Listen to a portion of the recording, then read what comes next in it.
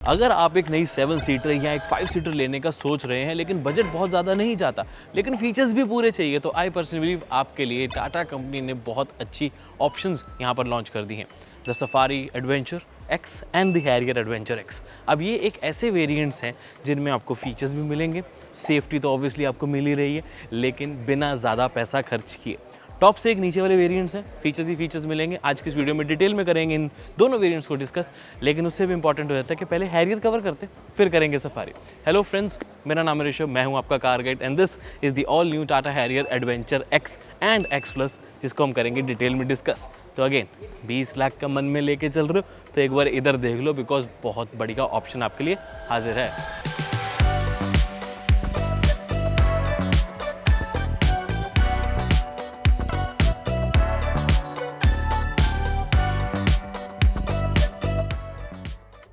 18.9 लाख से प्राइस शुरू हो जाती है of the Harrier adventure x. लेकिन ध्यान रखें, ऑटोमेटिक प्राइसिंग अभी नहीं है, बट ट्रैक रिकॉर्ड देखते हुए 1.5 लाख का फर्क आएगा इसके ऑटोमेटिक ट्रांसमिशन में।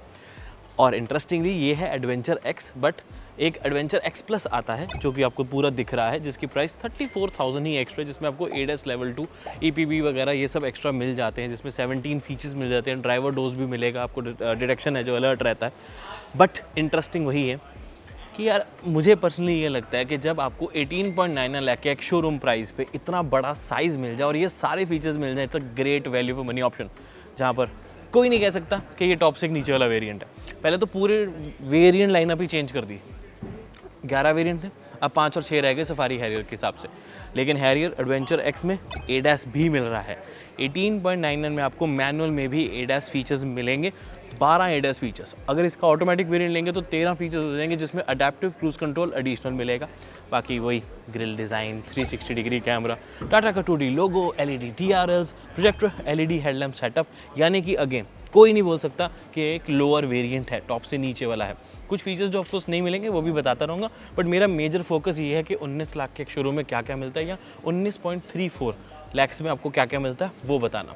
चलो थोड़ा सा ऊपर चलते हैं। कैमरा को असिस्ट करने के लिए ऑफकोर्स थोड़ा पास आओगे तो आपको दिखाऊंगा कि यहाँ पर मिल जाता है आपको कैमरा, और साथ में प्रॉपर पैनोरामिक सनरूफ भी, जो अभी ओपन है, लेकिन अंदर से भी दिखा दूंगा।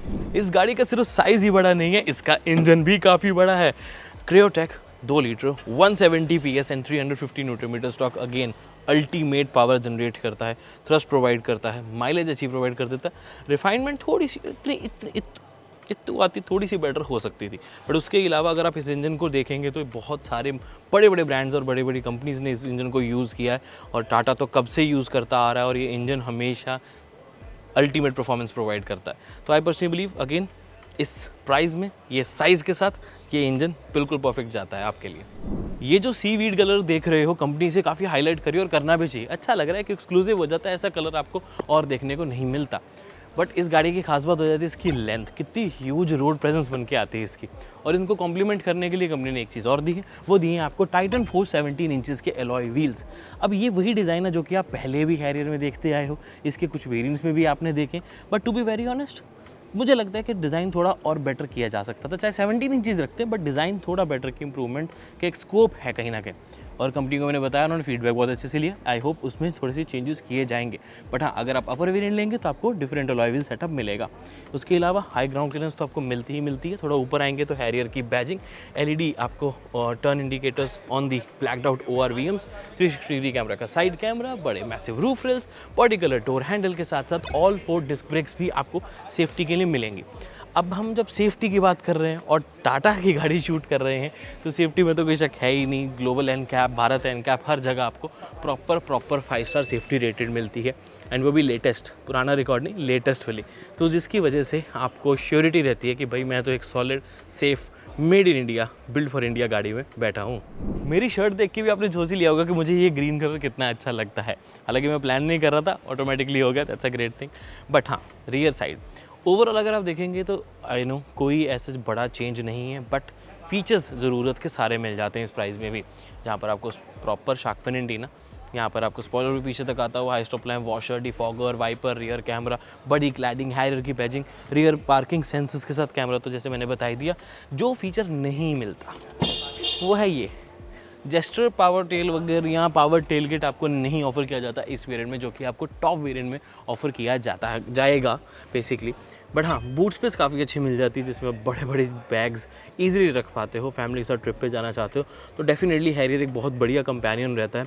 हम हैरियर के साथ और भी बहुत ट्रैवल ऑलरेडी कर चुके हैं, जहाँ पर हमने आपके लिए वीडियोस भी बनाई हैं, जहाँ पर हमने ट्रैवल भी किया था वैसे तो। बट यार हैरियर एक ट्रैवल कंपेनियन तो मुझे तो मस्त लगता है। आपको क्या लगता है, अगर आपके पास हैरियर होती, या अगर प्लान बना ही रहे हो, बुकिंग करा चुके हो, या ऐसी वेरिएंट ले रहे हो, तो फैमिली के साथ कहाँ पर ट्रिप पे जाओगे, नीचे कमेंट करके ज़रूर बता दो।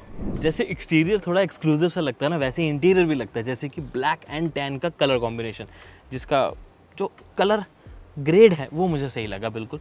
ये एप्ट ब्राउन है जो एक प्रीमियमनेस फील करवाता है। साथ में आपको स्टिचिंग भी मिल जाती है इसी कलर में, ब्लैक लेदर के ऊपर। बट फीचर्स की बात करें वो इंपॉर्टेंट है, तो आपको इलेक्ट्रिकल एडजस्टेबल सीट मिल जाती है। हालांकि इसमें मेमोरी फंक्शन नहीं मिलता, बट ठीक है, मतलब गुजारा किया जा सकता है। मेमोरी फंक्शन में क्या होता है, जब आप गाड़ी जैसे खोलते हैं तो सीट आपके से वेलकम करती है आपको, फिर आप उसमें बैठते हैं, और जब आप मतलब वापस दरवाज़ा बंद करते हो, सीट उस अकॉर्डिंगली एडजस्ट होती है जिस पोजीशन में आप ड्राइव करना चाहते हो। तो वो फंक्शन आपको सफारी में मिलेगा। बट एनीवेज, यहाँ पर भी आपको सीट्स की क्वालिटी फील्स नाइस। वो वेंटिलेटेड नहीं है, ध्यान रखें, यहाँ पर बटन मिसिंग रहता है, वो टॉप के लिए रखा गया है।